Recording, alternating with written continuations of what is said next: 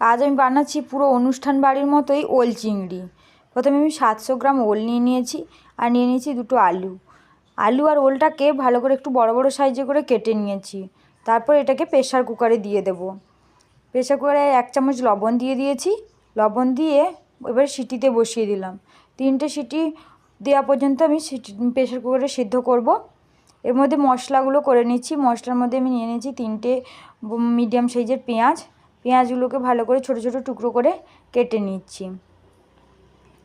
তারপর নিয়ে নিয়েছি দুটো টমেটো। টমেটোটাও মিডিয়াম সাইজেরই নিয়েছি। দুটো টমেটো নিয়ে টমেটোটাকেও ভালো করে কেটে নিচ্ছি।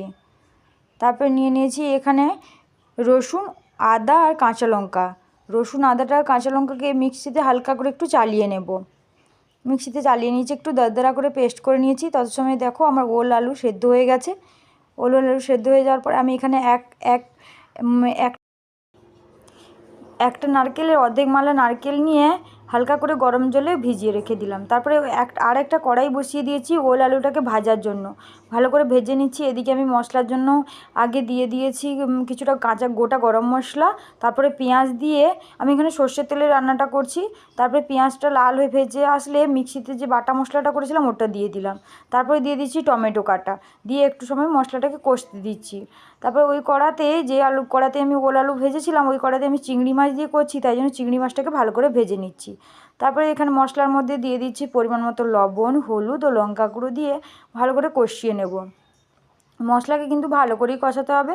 তারপরে মশলাটা আমার কষানো প্রায় হয়ে এসছে। তারপরে এই চিংড়ি মাছগুলো ভেজে রেখেছিলাম ওইগুলো দিয়ে দিলাম। চিংড়ি মাছগুলো ভেজে আরেক কিছু সময় চিংড়ি মাছগুলো দিয়ে কষিয়ে নেব মশলাটাকে। দেখো প্রায় আমার কষানো হয়ে গেছে, একদম তেল ছাড়তে শুরু করে দিয়েছে। তারপরে দিয়ে দিলাম ওর মধ্যে নারকেলের দুধ। তোমরা এখানে নারকেলের দুধ বা গুঁড়ো পাউডারের দুধ বা গাই দুধ যে কোনো দুধ কিন্তু অবশ্যই দেবে। দিলে পুরো অনুষ্ঠান বাড়ির মতোই হবে। টেস্ট কিন্তু খুব ভালো হয়। তারপরে দিয়ে দিচ্ছি কিছুটা গরম জল। খুব কম করেই জল দিচ্ছি, কেন আমাদের ওলটা একদম সেদ্ধ হয়ে আছে। তারপরে দিয়ে দিলাম পরিমাণ মতো চিনি ও ঘি। জাস্ট 5 মিনিট ফুটিয়ে নিয়ে তারপরে নামিয়ে নিয়েছি। একদম অনুষ্ঠান বাড়ির মতো হয়েছে আর খেতে তো খুব ভালো হয়েছে। যদি আমার রেসিপিটা ভালো লেগে থাকে প্লিজ লাইক করে দিও।